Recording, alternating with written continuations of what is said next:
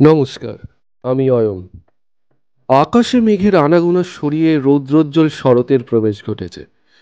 আকাশে বাতাসে পুজো পুজো ভাব। বাঙালির শ্রেষ্ঠ উৎসব দুর্গাপুজো আর কিছুদিন পরেই। মহালয়ার প্রাক্কালে কিশলয় ছোটবেলার সাথীর বিশেষ নিবেদন বিভূতিভূষণ বন্দ্যোপাধ্যায় রচিত তারানাথ তান্ত্রিকের দ্বিতীয় গল্প মধু সুন্দরী দেবীর আবির্ভাব। গল্পটির শেষে রয়েছে একটি বিশেষ চমক। বিভূতিভূষণ বন্দ্যোপাধ্যায়ের জন্ম 1894 সালে 12ই সেপ্টেম্বর উত্তর চব্বিশ পরগনা জেলার মুরাতিপুর গ্রামে। তিনি ছিলেন একজন জনপ্রিয় ভারতীয় বাঙালি সাহিত্যিক। তিনি মূলত উপন্যাস ও ছোট গল্প লিখে খ্যাতি অর্জন করেন। পথের পাঁচালী ও অপরাজিত তার সবচেয়ে বেশি পরিচিত উপন্যাস। অন্যান্য উপন্যাসের মধ্যে আরণ্যক, চাঁদের পাহাড়, আদর্শ হিন্দু হোটেল, ইছামতি ও অশনি সংকেত বিশেষভাবে উল্লেখযোগ্য। উপন্যাসের পাশাপাশি বিভূতিভূষণ প্রায় 20টি গল্পগ্রন্থ, কয়েকটি কিশোর পাঠ্য উপন্যাস, ভ্রমণ কাহিনী এবং দিনলিপিও রচনা করেন। বিভূতিভূষণের পথের পাঁচালী উপন্যাস অবলম্বনে সত্যজিৎ রায় পরিচালিত চলচ্চিত্রটি আন্তর্জাতিক খ্যাতিসম্পন্ন। বিভূতিভূষণের অধিকাংশ উপন্যাস চলচ্চিত্রে রূপায়িত করা হয়েছে। 1951 সালে ইছামতি উপন্যাসের জন্য বিভূতিভূষণ পশ্চিমবঙ্গের সর্বোচ্চ সাহিত্য পুরস্কার রবীন্দ্র পুরস্কার লাভ করেন। 1950 সালে 1 নভেম্বর তিনি মৃত্যুবরণ করেন ঘাটশিলা নামক জেলায়। শুরু হচ্ছে কিশলয় ছোটবেলার সাথী মহালয়া স্পেশাল নিবেদন তারানাথ তান্ত্রিকের দ্বিতীয় গল্প মধু সুন্দরী দেবীর আবির্ভাব। তারানাথ তান্ত্রিকের প্রথম গল্প আপনারা শুনেছেন কিছুদিন আগে।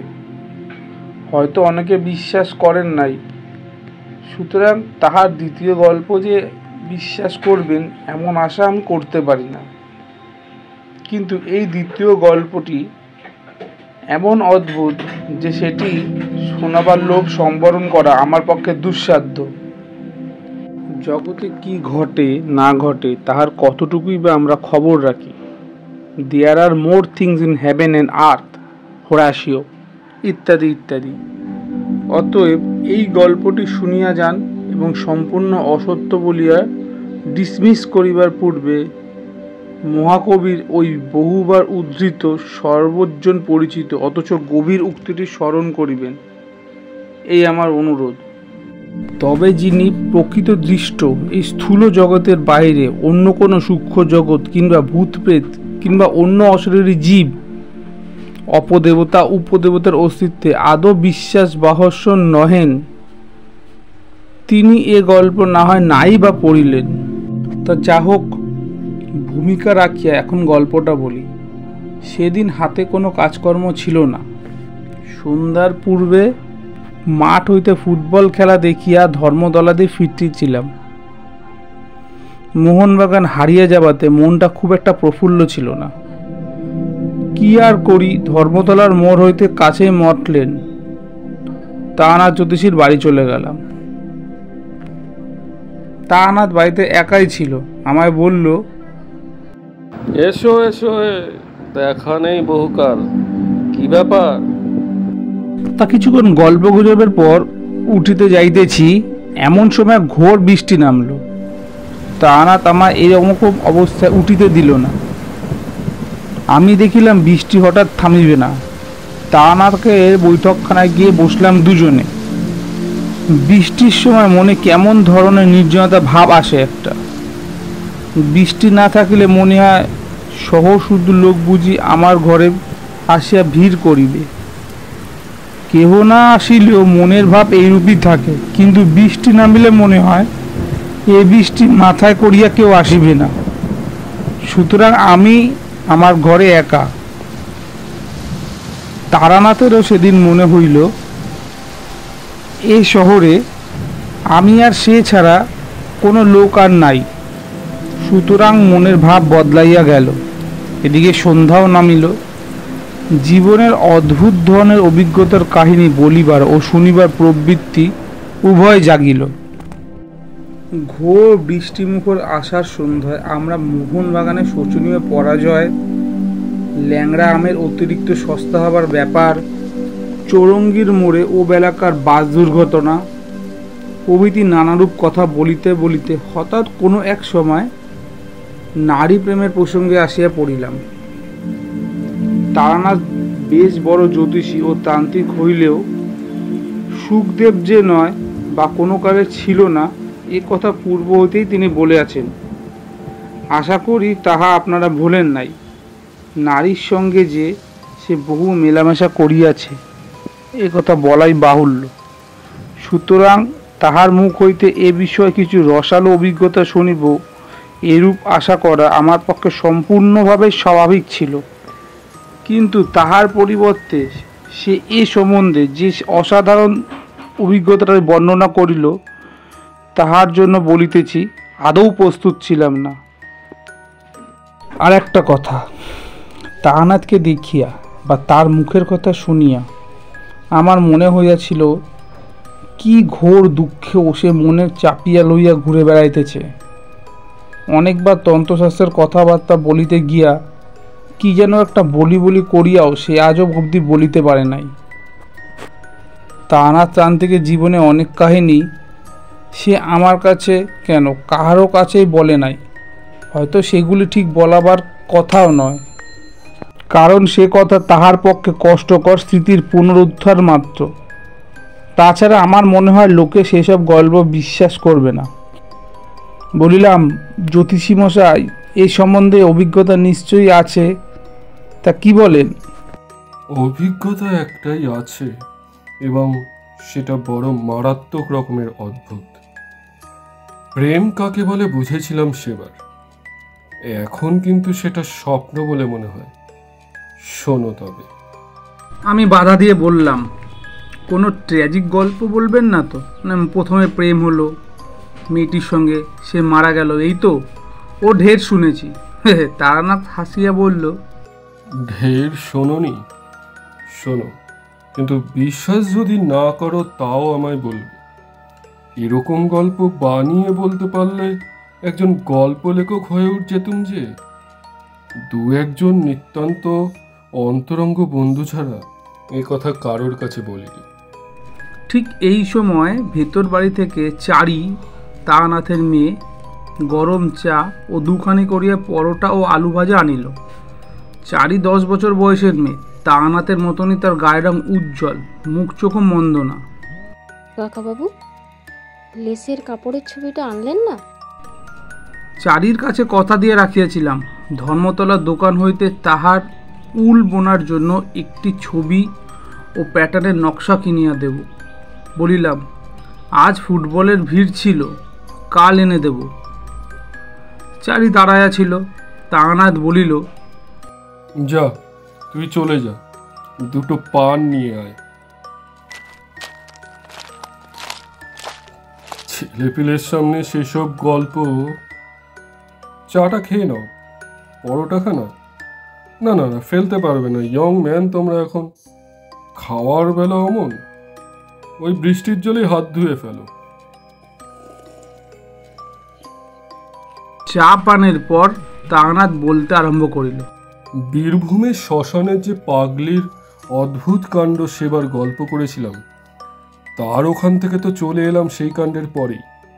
কিন্তু তন্ত্রশাস্ত্রের প্রতি আমার একটা অত্যন্ত শ্রদ্ধা হয়ে গেল তারপর থেকে। নিজের চোখে যা দেখলাম তা তো আর বিশ্বাস না করে সরি না। এটা পাগলির কথা থেকে বুঝেছিলাম।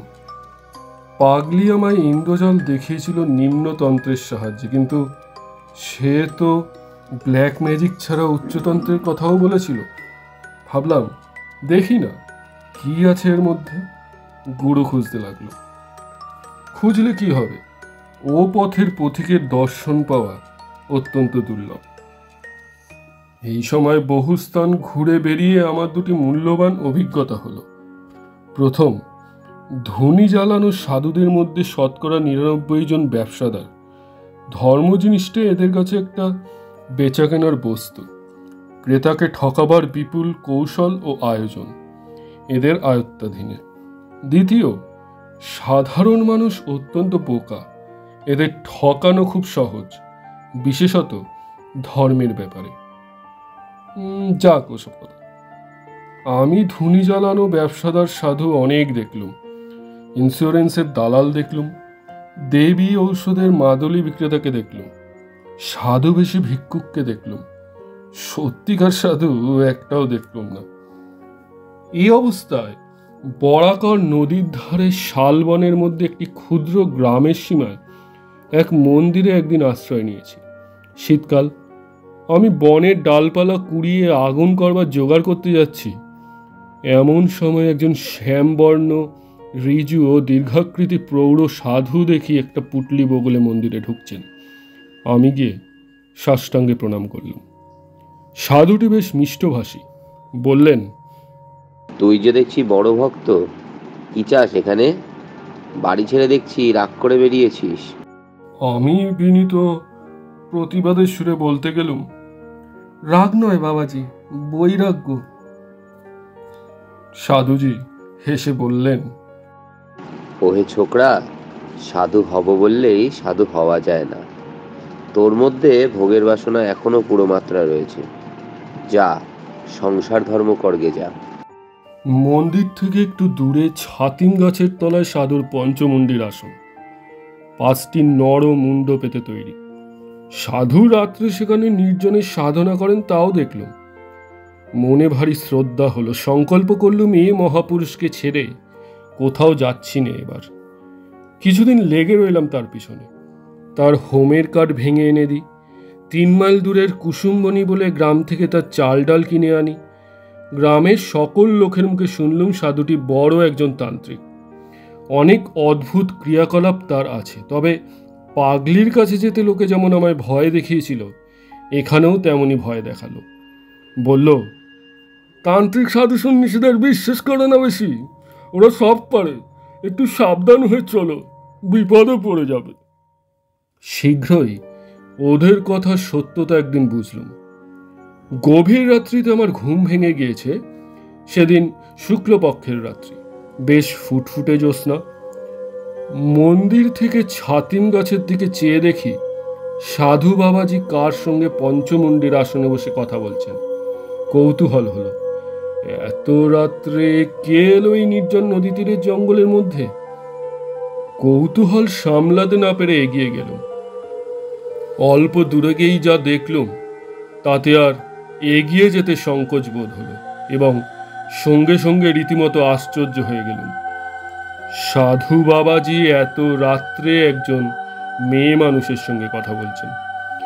গাছের আড়াল থেকে মেয়ে মানুষটিকে আমি খানিকটা অস্পষ্টভাবে দেখে আমার মনে হলো মেয়েটি যুবতী এবং পরমা সুন্দরী।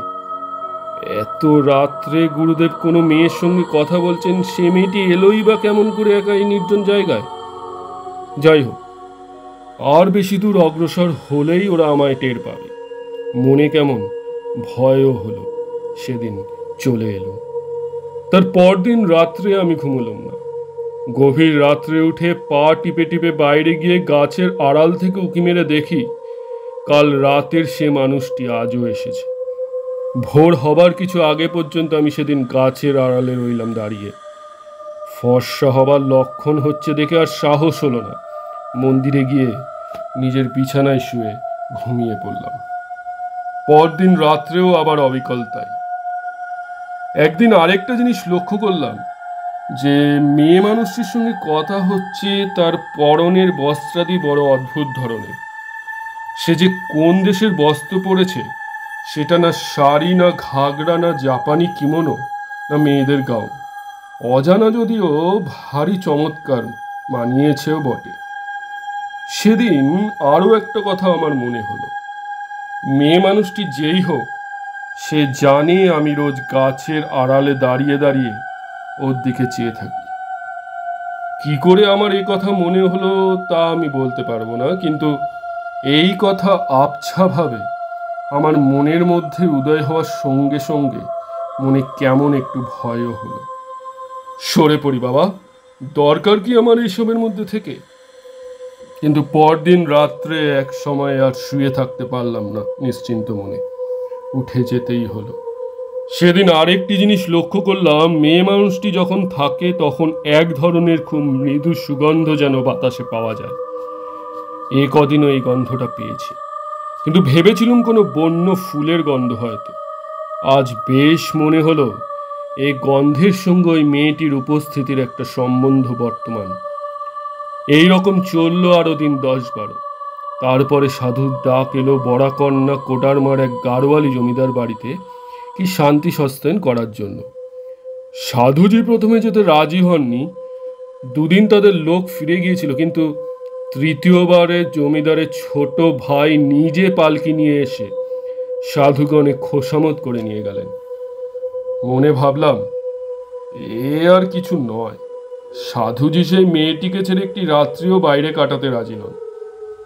কিন্তু নিকটে কোথাও বস্তি নেই, মেয়েটি আসেই বা কোথা থেকে? আর সাধারণ সাঁওতাল বা বিহারি মেয়ে নয়। আমি অনেকবার দেখেছি সেটিকে, এবং প্রত্যেকবারই আমার দৃঢ় বিশ্বাস হয়েছে এ কোনো বড় ঘরের মেয়ে। যেমন রূপসী, তেমনি তার অদ্ভুত ধরনের অতি চমৎকার এবং দাবি পরণ পরিচ্ছদ। হঠাৎ আমার মনে একটা দুষ্টু বুদ্ধি জাগলো। আমার মনে হয়েছিল মেয়েটিকে সাধুজির হয়তো খবর দেওয়ার সুযোগ হয়নি। দেখাই যাক না আজ রাত্রে আসে কিনা। তখন ছিল অল্প বয়স, তোমরা যাকে বলো রোম্যান্স, তার তখন যে আমার যথেষ্টই ছিল, এতে তুমি আমাকে দোষ দিতে পারো না।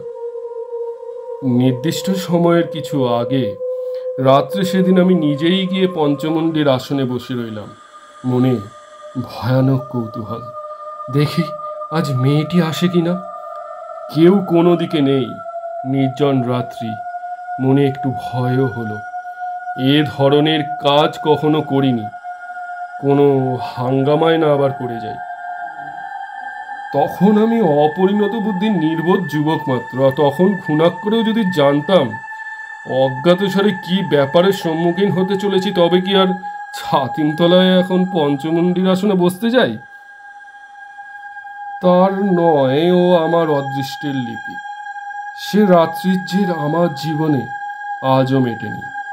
আমার মনের শান্তি চিরদিনের জন্য হারানো সূত্রপাতটি ঘটেছিল সেই কাল রাত্রে।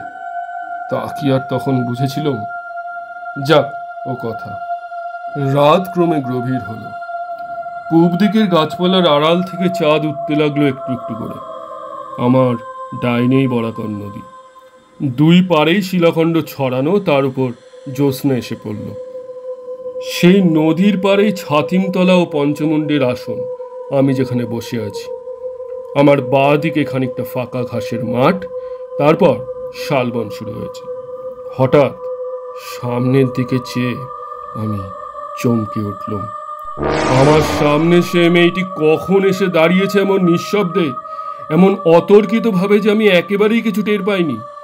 অথচ আগেই বলেছি আমার একদিকে বরাকর নদীর জ্যোৎস্না ওঠা শিলাবিস্তৃত পার, আর একদিকে ফাঁকা মাঠ। আসনে বসে পর্যন্ত আমি সতর্ক দৃষ্টিও রেখেছি মাঠের দিকে।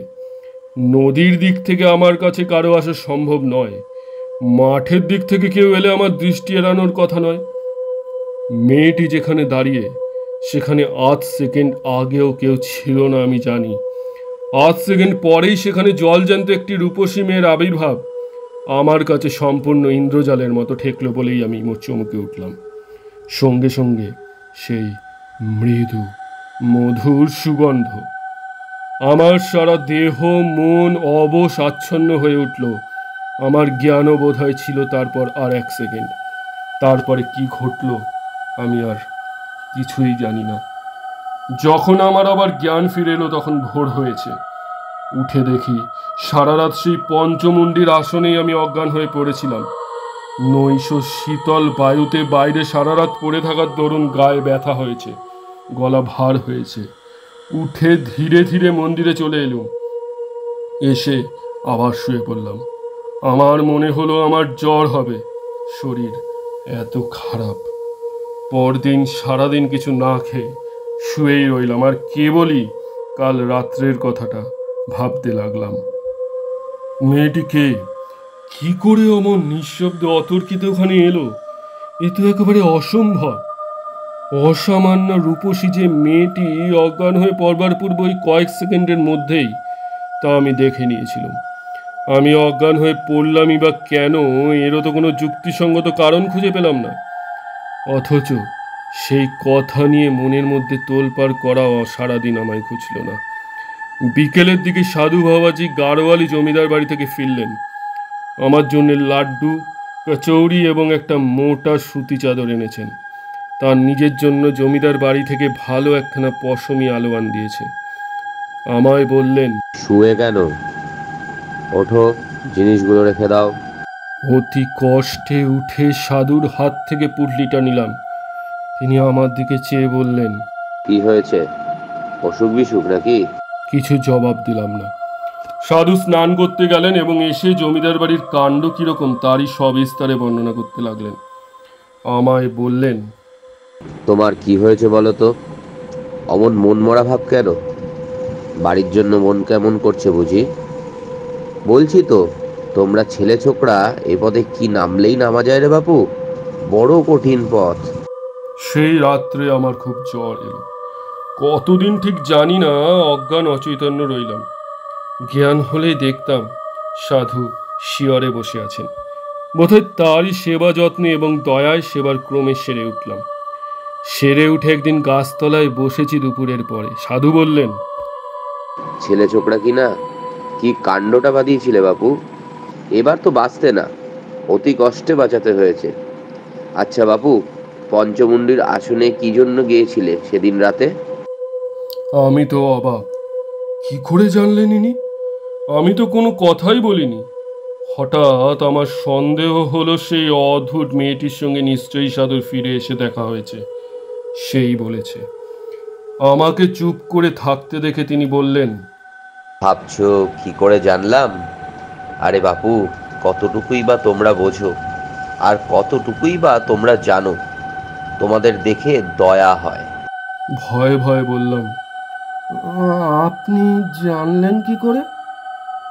সাধু হেসে বললেন, আরে পাগল, তুমিই তো জ্বরের ঘোরে বলছিলে ওইসব কথা, নইলে আমি জানবো কি করে? যাক, প্রাণে বেঁচে গিয়েছো, এই ঢের। আর কখনো অমন পাগলামি করতে যেও না। আমি চুপ করে রইলাম। তাহলে আমি বিকারের ঘোরে সব ফাঁস করে দিয়েছি। সেই দিন মনে মনে সংকল্প করলাম, দু একদিনের মধ্যেই এখান থেকে চলে যাব, শরীরটা একটু সুস্থ হয়ে উঠলেই। কিন্তু আমার ভাগ্যলিপি অন্যরকম। সাধু বাবাজিকে তার পরদিন পাহাড়ি বিচ্ছুতে কামড়ালো। তিনি তো যন্ত্রণায় অজ্ঞান হয়ে গেলেন। আমি 5 মাইল দূরবর্তী মিহিজাম থেকে ডাক্তার ডেকে আনি, তার সেবা করি।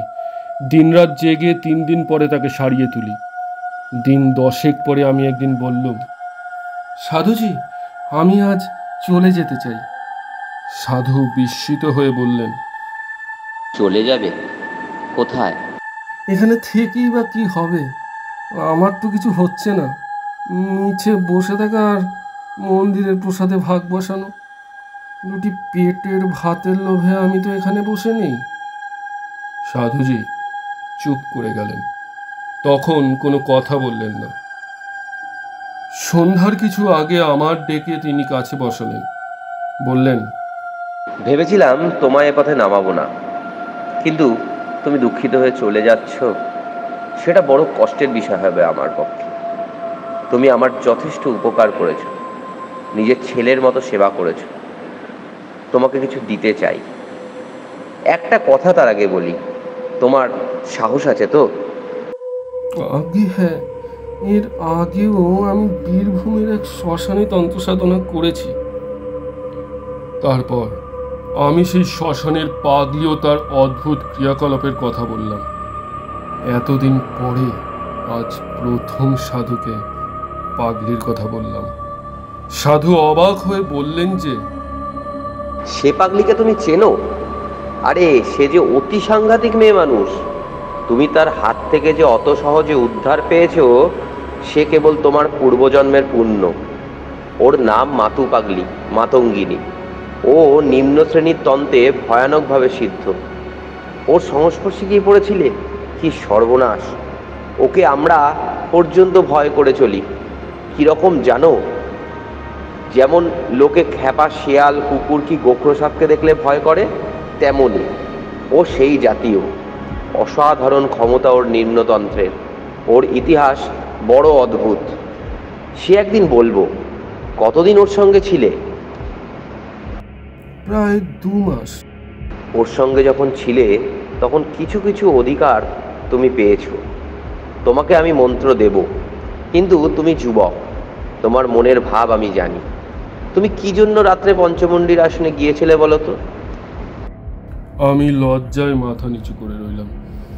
মনের গোপনে পাপ নেই। যদি পঞ্চমুণ্ডির আসনে বসে থাকি তবে সেই অপরিচিতা নিঃস্ব বিহারিণীর উপসির টানে যে, এই কথা গুরুস্থানীয় ব্যক্তির কাছে স্বীকার করব কেমন করে?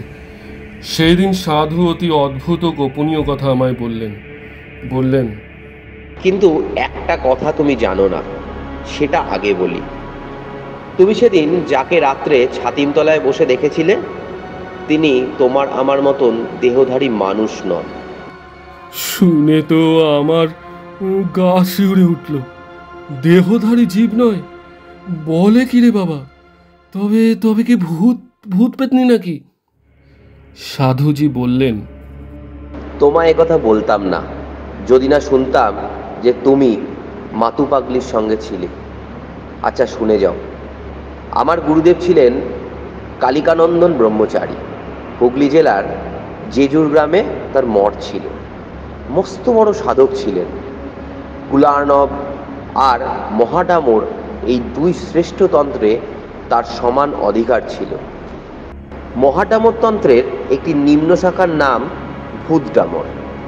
আমি তখন যুবক, তোমারই মতো বয়স। স্বভাবতই আমার ঝোঁক গিয়ে পড়েছিল ভূতডামরের ওপর।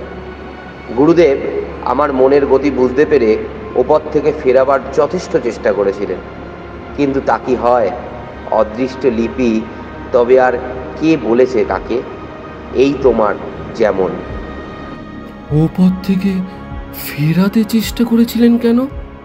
ও পথ প্রলোভনের পথ। ভূতডামতন্ত্র নানা প্রকার অশরীরীয় উপদেবদেবীদের নিয়ে কারবার করে। তন্ত্রের ভাষায় এদের সাধারণ নাম যোগিনী। জপে ও সাধনায় বশীভূত হয়ে এদের মধ্যে যে কেউ যার সাধনা তুমি করবে সে তোমার আপন হয়ে থাকতে পারে। নানাভাবে এদের সাধনা করা যায়। যেমন কিঙ্কিনী দেবীকে মাতৃভাবে পেতে হয়, কনক দেবীকে পাওয়া যায় কন্যাভাবে। কিন্তু বাকি সব যোগিনীদের যে কোনোভাবে সাধনা করা যায় এবং যে কোনোভাবে পেতেও পারা যায়। এইসব যোগিনীদের কেউ ভালো, কেউ আবার মন্দ।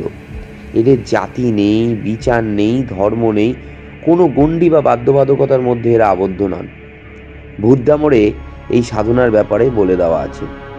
ভূতডামরের প্রথম শ্লোকই হল, অখ্যাত সর্বপ্রক্ষামি যোগিনী সাধনোত্তমম সর্বানার্থ সাধনং নাম দেহিনাং সর্বসিদ্ধিমম অতিগৃহ্যা মহাদেবী দেবানোপি দুর্লভা। তুমি সেদিন যাকে দেখেছিলে তিনি এইরকমই একজন জীব। তোমার সাহস থাকে সে মন্ত্র আমি তোমায় দেব, কিন্তু আমার যদি নিষেধ শোনো তবে এ পথে নেমো না। এতটা বলে সাধুজি ভালো করেননি। আমার কৌতূহল বাড়িয়ে দিয়ে তিনি আমি আর কি সামলে রাখতে পারেন? আমি নাছোড়বান্দা হয়ে পড়লাম। মন্ত্র নেবই। সাধুজি বললেন, তবে কনক দেবী সাধনার মন্ত্র নাও, কন্যাভাবে পাবে দেবীকে। আমি চুপ করে রইলাম। তিনি আবার বললেন, তবে কিঙ্কিনী সাধনার মন্ত্র? কি বিপদেই পড়েছি বুড়ো সাধুটাকে নিয়ে। অন্য যোগিনীদের দেখতে দোষ কি? সাধু আমায় চুপ করে থাকতে দেখে বললেন, বেশ, আমি তবে তোমাকে মধুসুন্দরী দেবী সাধনার মন্ত্রটা দিচ্ছি। একে কন্যাভাবে, ভগ্নীভাবে বা ভার্যাভাবে পেতে পারো। তবে আমার কথা যদি শোনো, কখনো ভার্যাভাবে পেতে যেও না। এর বিপদের দিক বলি। ভার্যাভাবে সাধনা করলে তিনি তোমাকে প্রণয়ীর মতন দেখবেন, কিন্তু এরা মহাশক্তিশালিনী যোগিনী, সাধারণ মানবী নয়। এদের আয়ত্তের মধ্যে রাখা খুব শক্ত। হয় তোমাকে পৃথিবীর মধ্যে সর্বাপেক্ষা সুখী মানুষ করে রাখবে, নয়তো একেবারে উন্মাদ করে ছেড়ে দেবে। সামলাতে পারা বড় কঠিন। সাধুজি আমায় মন্ত্র দিলেন এবং বললেন, বাবা, এই জায়গা থেকে তোমায় চলে যেতে হবে। তোমায় এখানে আমি রাখতে পারি না। এক জায়গায় দুজন সাধকের সাধনা হয় না। বেশ ভালো, আমিও তা চাইনি। আমার ভয় ছিল হয়তো সাধুজি ও মাতু পাগলির মতো হিপনোটিজম জানে এবং খানিকটা অভিভূত করে যা তা দেখাবে আমার। তারপর কেন, আপনি যে সচক্ষে পঞ্চমুণ্ডির আসনে কি মূর্তি দেখেছিলেন, তখন তো সাধু সেখানে ছিলেন না। তারপর আমার টাইফয়েড জ্বর হয় বলিনি? হয়তো পঞ্চমুণ্ডির আসনে যখন বসে তখনই জ্বর আসছে। সেই সময় জ্বরের পূর্বাবস্থায় অসুস্থ মস্তিষ্কে কি বিকার দেখে থাকবো, হয়তো চোখের ধাঁধা। জ্বর ছেড়ে সেরে উঠে সন্দেহ আমার হয়েছিল, সত্যি বলছি। যাক সে কথা। তারপর ওখান থেকে চলে এলাম বরাকন নদীর ধারে আরেকটা নির্জন জায়গায়। ওখান থেকে 5-6 মাইল দূরে একটা গ্রাম ছিল কিছু দূরে। থাকতাম গ্রামের বারোয়ারি ঘরে। গ্রামের লোকে যে যা দিত তাই খেতাম, আর সন্ধ্যার পর নদীর ধারে নির্জনে বসে মন্ত্র জপ করতাম। এই রকমই 1 মাস কেটে গেল, 2 মাস গেল, 3 মাস গেল, কিছুই দেখিনি। মন্ত্রের উপর বিশ্বাস ক্রমেই যেন কমে যাচ্ছে। তবুও মনকে বোঝালাম 6 মাস পরে পূর্ণাহুতি ও হোম করার নিয়ম বলে দিয়েছিল সাধুজি, তার আগে কিছু হবে না। 6 মাসও পূর্ণ হলো। সাধুজি যেমন বলে দিয়েছিল ঠিক সেই সব নিয়ম পালন করলাম। পদ্মাসনং সমস্থায় মৎস্যেন্দ্রনাথ সম্মতম আমিষান্নৈ পুষ্যপৈ সংপূজ্য মধু সুন্দরীম। বরাকন নদীর তীরে বসে ভাত রাঁধলুম, কই মাছ পোড়ালুম, আঙট কলার পাতায় ভাত ও পোড়া মাছের নৈবেদ্য দিলুম। ডুমুরের সমিত দিয়ে বালির উপর হোম করে ওং টং ঠং ঝং খং মধু সৌন্দর্যই নম এই মন্ত্রে আহুতি দিলাম। জাতি ফুলের মালা নিতান্ত দরকার।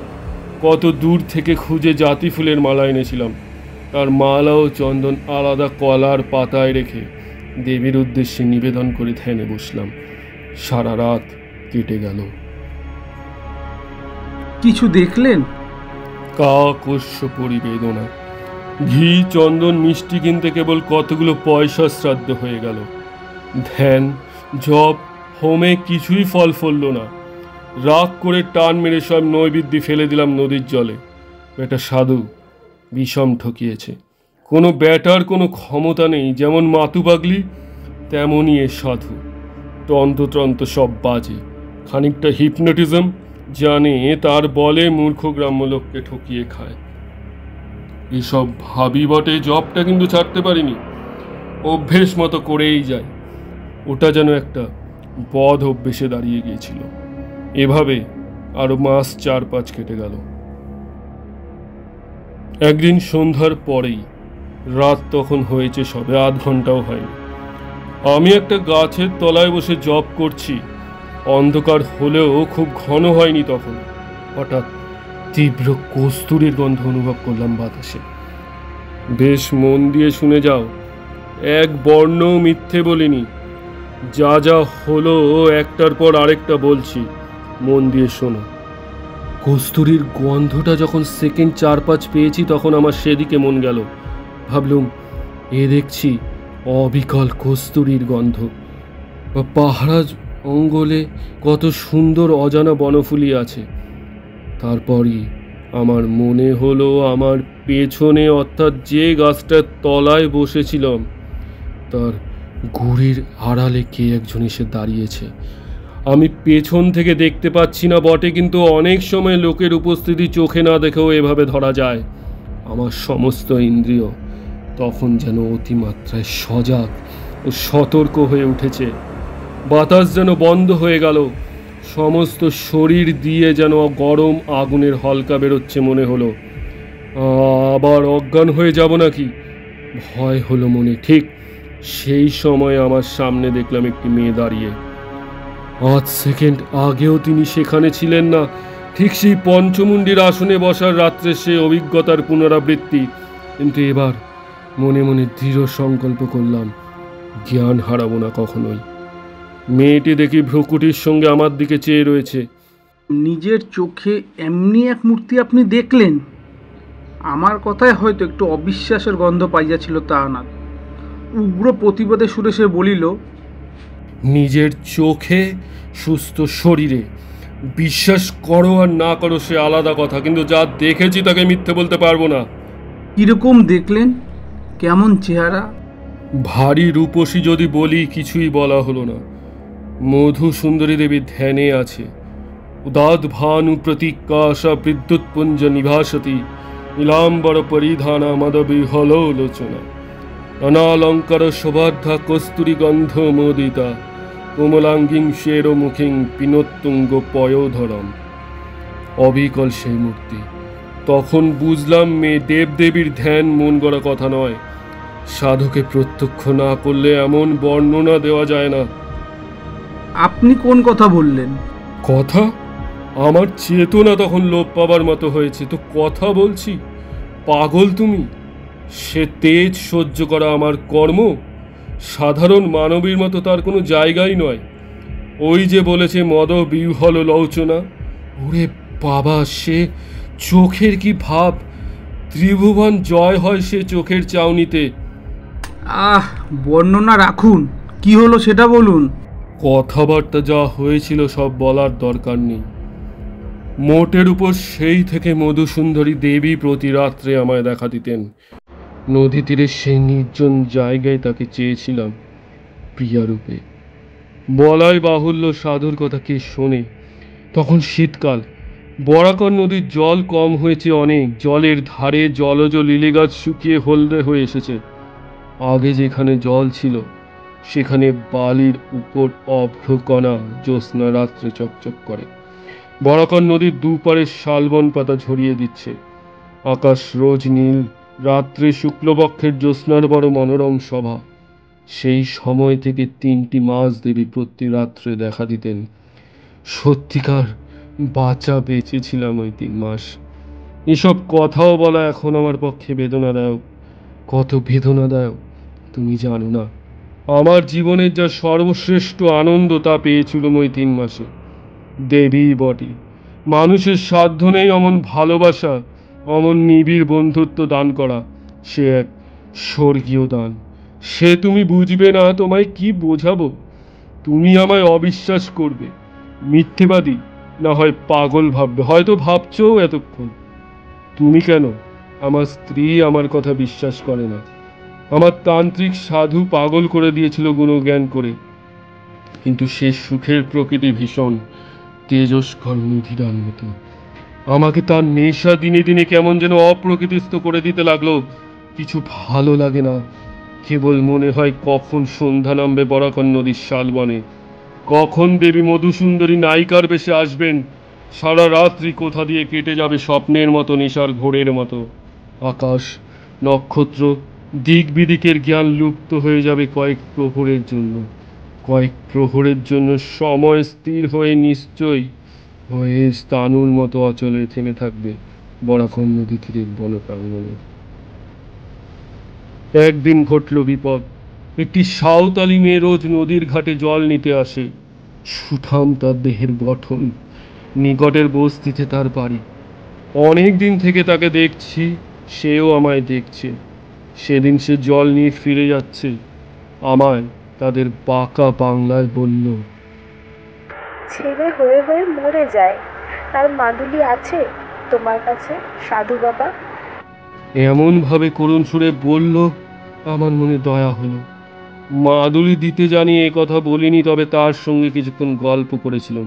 তারপর সে চলে গেল। মধু সুন্দরী দেবীকে সেদিন দেখলুম অন্য মূর্তিতে। কি ভ্রকুটি কুটিল দৃষ্টি, কি ভীষণ মুখের ভাব! সে মুখের ভাব তুমি কল্পনা করতে পারবে না। চন্দ্রিকা দেবীর রোষ কটাক্ষে যেমন লোল জিহ্বা করালিনী প্রচণ্ড কালভৈরবী মূর্তির সৃষ্টি হয়েছিল, এও যেন ঠিক তাই। সেদিন বুঝলুম আমি যার সঙ্গে মেলামেশা করি সে মানুষ নয়। মানুষের পর্যায়ে সে পড়ে না। মানবী রাগ যতই করুক সে করালিনী হয় না, পিশাচি হয় না, মানবী থেকে যায়। ভীষণ পুতিগন্ধে সেদিন শালবন ভরে গেল। প্রতিদিনের মতো কস্তুরীর সুবাস কোথায় গেল মিলিয়ে। তারপর এলেন মধুসুন্দরী দেবী। দেখেই মনে হলো এরা দেবীও বটে, বিদেহী পিশাচিও বটে। এদের ধর্মাধর্ম নেই, সব পারে এরা। যে হাতে নায়িকার মতো ফুলের মালা গাঁথে, সেই হাতে বিনা দ্বিধায় বিনা অনুশোচনায় নিমেষে ধ্বংস করতে এরা অভ্যস্ত। আমার ভীষণ ভয় হলো। পিশাচি মধুসুন্দরী তা বুঝে বলল, ভয় কিসের? ভয় কই, তুমি রাগ করেছো কেন? খল খল অট্টহাস্যে নির্জন অন্ধকার ভরে গেল। আমি শিউরে উঠলাম। পিশাচি বলল, সব চিনতে পারবে? অন্ধকার রাত্রে সাঁওতালদের কোনো বইয়ের সব তোমার সামনে দিয়ে যদি জলে ভেসে যায়, চিনতে পারবে? তুমি না যদি চিনতে পারো, দুটি সবে জড়াজড়ি করে ভেসে থাকলে অন্য লোকে সকালে নিশ্চয়ই চিনবে। দেবী, তোমায় ভালোবাসি, ও মূর্তি আমায় দেখিও না। আমায় মারো, ক্ষতি নেই, কিন্তু অন্য কোনো নিরপরাধিনী স্ত্রীলোকের প্রাণ কেন নেবে? দয়া করো। বহু চেষ্টায় প্রসন্ন করলাম। তখন আবার যে দেবী সে দেবী বললেন, সেই সাঁওতালের মেয়ের মূর্তিতে আমায় দেখতে চাও? সেই মূর্তিতে এখনই দেখা দেব। বলতে বলতে সেই সাঁওতালদের মেয়েটি আমার সামনে দাঁড়িয়ে, বরং আরো নিটোল গরম শরীরের, মুখের ভাব আরো কমনীয়। বললুম, ও চাই না, তোমার মূর্তি দেখাও দেবী। সেই রাত্রি থেকে বুঝলুম কাল সাপ নিয়ে খেলা করছি আমি। গুরুদেব বারণ করেছিলেন এই জন্যই, হয়তো একদিন মরব এর হাতেই। সাপুরে সাপ খেলার মন্ত্রে, আবার বেকায়দায় পড়লে সাপের ছোবলেই মরে। এভাবে বেশি দিন কিন্তু ছিল না। কিছুদিন পর পিশাচি মূর্তি ভুলে গেলাম দেবীর অনুপম প্রেমে ও মধুর ব্যবহারে। তাতেও বুঝলুম এ সাধারণ মানবী নয়, অমানসিক ধরনের এদের মন। মানুষের বিবর্তনের জীবেরা নয়, হয় তার ওপরে নয় তার নিচে। একদিন দেবী আমায় বললেন, আর কিছুদিন যাক, তোমায় বহু দূরে নিয়ে যাব। কোথায়? সে বলবো না এখন। কত দূরে? কোন দিকে? এত দূরে, এমন দিকে যা তুমি ধারণা করতে পারবে না। তবে তোমার ভাগ্যে আছে কি তা? সব ভুলে গেলাম আবার। পিশাচিনী মধুসুন্দরী তখন কোথায় মিলিয়ে গেছে। আমার সামনে হাস্য লাস্যময়ী যৌবন চঞ্চলা মুগ্ধ স্বভাবা অপরূপ রূপসী এক তরুণী নারী। দেবী বটে। আমি আবার কিসের নেশায় অভিভূত হয়ে পড়লুম, মাথার ঠিক রইল না। একদিন বললেন, বিপদ আসছে তোমার, তৈরি হও। কি বিপদ? তা বলবো না। প্রাণ সংশয়ের বিপদ? তা বলবো না। তুমি অভয় দিলে বিপদ কিসের? আমি ঠেকাতে পারবো না, কেউ ঠেকাতে পারবে না। যা আসছে তা আসবেই। কথা খেটে গেল শিগগির। খুব বেশি দেরি হয়নি। 3 মাস পরে আমার বাড়ির থেকে লোকজন সন্ধানে সন্ধানে সেখানে গিয়ে হাজির। গ্রামের লোক তাদের বলেছে কে একজন পাগল, বোধহয় বাঙালি হবে, অল্প বয়সে বরাকর নদীর ধারে শালবনে সন্ধ্যাবেলা বসে থাকে আর আপন মনে বিড়বিড় করে বকে। আমায় এ অবস্থায় গায়ের অনেকেই নাকি দেখেছে। তাই শুনে বাড়ির লোক আমায় গিয়ে খুঁজে বার করলো। ছেঁড়া ময়লা কাপড় পরনে, মাথায় জট, গায়ে খড়ি উঠছে, এই অবস্থায় নাকি আমায় ধরে। বাড়ি ধরে আনবার জন্য টানাটানি। আমি কিছুতেই আসবো না, ওরাও ছাড়বে না। আমার তখন সত্যিই জ্ঞান নেই। সত্যিই আমি ক্ষিপ্ত, উন্মাদ। ওরা হয়তো আমায় আনতে পারত না, কিন্তু যে দেবীকে পেয়েছিলাম প্রণয়িনী রূপে, তিনি নিরুৎসাহ করলেন। কিরকম? ওরা ধরে নিয়ে গিয়ে নিকটবর্তী গ্রামের একটি গোয়াল ঘরে আমায় বেঁধে রেখেছিল। গভীর রাত্রে বাঁধন ছিঁড়ে ওদের হাত থেকে লুকিয়ে পালিয়ে সে একটি রাত মধুসুন্দরী দেবীর সঙ্গে দেখা করেছিলাম। দেবীকে বললাম, আমি এই নদী তীরের তীর্থস্থান ছেড়ে কোথাও যাব না। তিনি নিষ্ঠুর হাসি হেসে বললেন, যেতে হবেই। এই আমার অদৃষ্ট লিপি। অদৃষ্টের বিরুদ্ধে তিনি অত বড় শক্তিশালিনী যোগিনী হয়েও যেতে পারেন না। তিনি জানেন এই রাত্রের পর জীবনে তার সঙ্গে কখনো দেখা হবে না। আগে থেকে বলে তৈরি করে রাখতে চেয়েছিলেন। এই জন্যই দেবী ত্রিকালজ্ঞা, তাকে জিজ্ঞেস করিনি কি করে তিনি একথা জানলেন। হলেও তাই। বাড়ি আসার পরে সবাই বললে কে কি খাইয়ে পাগল করে দিয়েছে। তিন কতক উন্মাদের চিকিৎসা চলল। বছর খানিক পরে আমার বিয়ে দেওয়া হলো। সেই থেকেই আমি সংসারী। আর কখনো মন্ত্র জপ করে তাকে আহ্বান করেননি? বাপরে, এ কি ছেলে খেলা! মারা যাব শেষে। অন্য নারী জীবনে এলে তিনি দেখা দেবেন, সে চেষ্টাও কখনো করিনি। সে গতকাল হয়ে গেল। সে কি আজকের কথা? আচ্ছা, এখন আর তাকে দেখতে ইচ্ছে হয় না?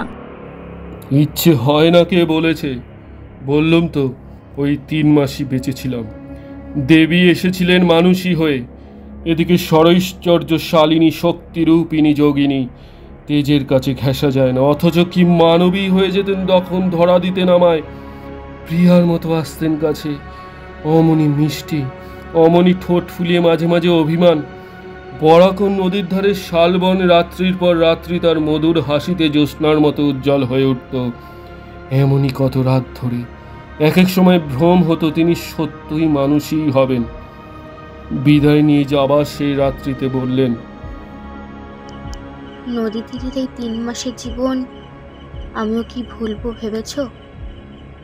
আমাদের পক্ষেও সুলভে নয়। ভেবো না আমরা খুব সুখী। আমাদের মতো সঙ্গীহারা বন্ধুহারা জীব কোথায় আছে? প্রেমের কাঙাল আমরাও। কতদিন পরে একজন মানুষের মধ্যে সত্যিকার চাওয়া চায়। তার জন্য আমাদের মন সর্বদা তৃষিত হয়ে থাকে, কিন্তু তাই বলে নিজেকে সহজলভ্য করতে পারি নে। আগ্রহ করে যে না চায় তার কাছে যাইনি, সে আমার প্রেমের মূল্য দেবে না, নিজেও আনন্দ পাবে না। যা কিনা পাওয়া যায় বহু চেয়ে পাওয়ার পরে। কিন্তু আমাদের অদৃষ্ট লিপি কোথাও চিরদিন থাকতে পারি না। কি না কি ঘটে যায়, ছেড়ে চলে যেতে হয় অনিচ্ছা সত্ত্বেও। কজন আমাদের ডাকে, কজন বিশ্বাস করে। সুখী ভেবো না আমাকে। এত যদি সুখের ব্যাপার হয় তবে আপনি আগে ভয়ঙ্কর কেন বলেছিলেন? ব্যাপার ভয়ঙ্কর এই জন্যে যে আমার সারা জীবনটা মাটি হয়ে গেল এই 3 মাসের সুখ ভোগে। কোনো দিকে মনই দিতে পারিনি। মধ্যে তো দিন কতক উন্মাদ হয়েই গিয়েছিলাম বিয়ের পরেও। তারপর সেরে সামলে উঠেই জ্যোতিষের ব্যবসা আরম্ভ করে যা হয় একরকম, সেও দেবীরই দয়া। তিনি বলেছিলেন জীবনে কখনো অন্য কষ্টে আমায় পড়তে হবে না। পড়তে কখনো হয়নি, কিন্তু ওতেই কি আর আনন্দ দেয় জীবনে? তারানাথ গল্প শেষ করিয়া ভিতর বাড়িতে যাইবার জন্য উঠিল। আমিও বাইর হইতে ধর্মতলার মোড়ে আসিলাম। এমন অদ্ভুত অবাস্তব জগৎ হইতে বিংশ শতাব্দীর বাস্তব সভ্যতার জগতে আসিয়া যেন হাঁপ ছেড়ে বাঁচিলাম। যতক্ষণ তারানাথ গল্প বলিয়াছিল ততক্ষণ ওর চোখ মুখ হাবে ভাবে গলার স্বরে গল্পের সত্যতা সম্পর্কে অবিশ্বাস জাগে নাই। কিন্তু ট্রামে উঠিয়াই মনে হয়, কি বা মনে হয় তাহার নাইবা বলিলাম।